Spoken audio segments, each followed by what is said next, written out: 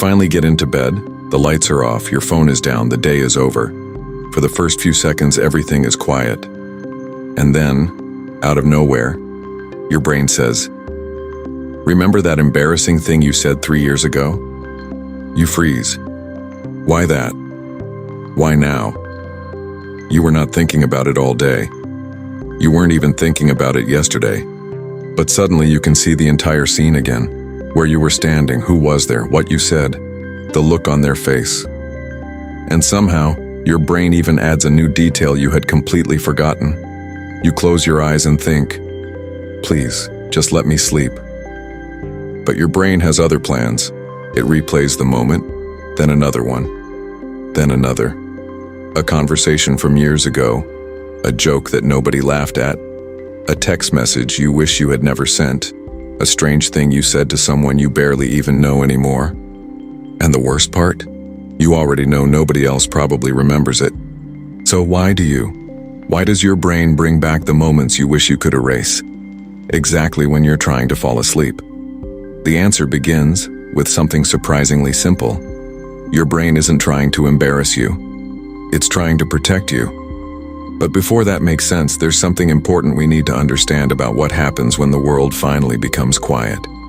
During the day, your mind is constantly being pulled in different directions. Messages, work, conversations, traffic, music, people, notifications, decisions, things you need to remember, things you need to finish. Even when you're not consciously thinking about any of it, your attention is being occupied. Your brain has very little empty space. Then you get into bed. Suddenly, all of that stimulation disappears. No one is talking to you. Nothing needs your immediate attention. There is nowhere you need to go. Nothing you need to respond to. And for the first time all day, your mind has room to wander. That's when old memories can surface, not necessarily because they're important, but because they're unfinished. Think about a normal conversation. Someone says something slightly awkward. You respond. The conversation continues. You move on. But later, you start wondering, did that sound weird? Why did I say that? Did they think I was stupid? What should I have said instead? Maybe you don't consciously analyze it, but your brain notices something. There was uncertainty, and the human brain doesn't like uncertainty, especially when it involves other people. For most of human history, being accepted by the group wasn't just emotionally comforting, it was important for survival. Being rejected by your group could mean losing protection, resources, or social support. So the brain became extremely sensitive to social mistakes. A strange look, a negative reaction, a moment when you said the wrong thing. These moments can receive far more attention than they objectively deserve. And that's why a tiny social mistake can feel enormous inside your own head. Imagine walking into a room and accidentally saying the wrong person's name. Everyone laughs, you laugh too. The conversation continues. 5 minutes later, nobody cares. An hour later, they've probably forgotten. But 3 months later, you're lying in bed, and your brain suddenly brings it back. Why? Because your brain doesn't store memories based only on how important they actually were. It also pays attention to how emotionally significant they felt. That awkward moment may have lasted 5 seconds, but the emotion attached to it can make the memory much more noticeable. And there's another strange thing about memory. When you remember an event, you're not simply pressing play on a perfect recording. Your brain reconstructs it. Every time you recall a memory, you're essentially rebuilding the event from pieces. And that means the memory can become connected to the feelings you have now. Maybe the original moment wasn't even that bad, but because you remember it while feeling embarrassed, your brain can make it feel worse. You don't just remember what happened, you remember how it felt to be you in that moment. And that difference matters, because sometimes what keeps you awake isn't the event itself, it's the question attached to it. What did they think of me? That question can keep the memory alive. You replay the conversation. Then you imagine another version. Maybe you should have said this. Maybe you shouldn't have laughed. Maybe you should have stayed quiet. Maybe you should have walked away. Your brain starts creating alternate endings. And suddenly, you're no longer remembering the past.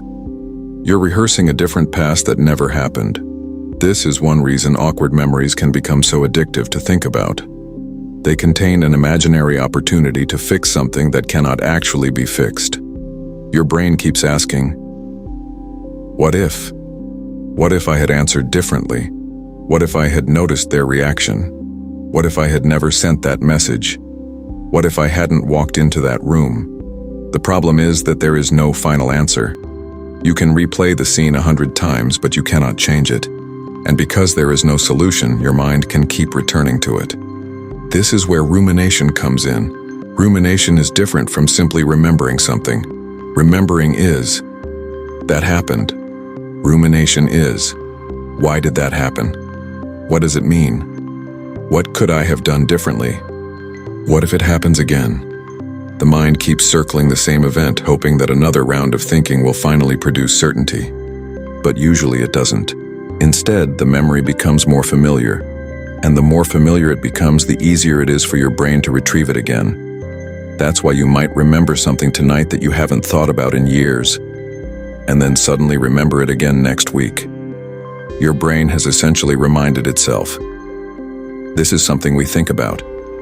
And now the pathway is easier to access. But there's an even deeper reason these memories often appear at night. At night, your brain is not receiving the same amount of external information, so internal information becomes louder. It's similar to being in a crowded room all day and then suddenly stepping outside. You didn't suddenly become more aware. The noise around you simply disappeared. And when the outside world gets quieter, the inside world becomes easier to hear. That's why nighttime can make emotions feel bigger. A small worry becomes a huge worry. A simple conversation becomes a complicated mystery. And a 5-second awkward moment becomes a full-length movie playing inside your head. There's also something else happening. You're tired. And when you're tired, controlling where your attention goes can become harder. During the day, you can interrupt a thought by doing something else. You can talk to someone, open an app, start working, go outside, listen to music. But when you're lying in the dark with nothing else demanding your attention, there's nowhere for the thought to hide. So your brain follows it. One memory leads to another. One question creates another. And suddenly, 20 minutes have passed. You look at the clock. It's 12:47. You think, I need to stop thinking about this. And ironically, you start thinking even more about stopping thinking about it. That's an important part of the cycle. The more you try to force a thought away, the more attention you may give it. It's like telling yourself, don't think about that embarrassing moment. Now your brain has to check whether you're thinking about it, which means you're thinking about it.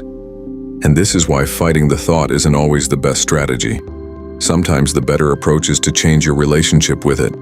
Instead of, why am I still thinking about this? Try, interesting. My brain brought this memory back. That's a very different response. You're not arguing with the memory, you're not trying to solve it, you're simply noticing it. Because here's the uncomfortable truth. Most of the embarrassing moments you remember are probably much more important to you than they ever were to anyone else. There's a psychological phenomenon called the spotlight effect. We tend to overestimate how much other people notice us. We imagine everyone saw our mistake. Everyone noticed our awkward sentence. Everyone remembers what we were wearing. Everyone is still thinking about what happened. But other people are usually busy thinking about themselves.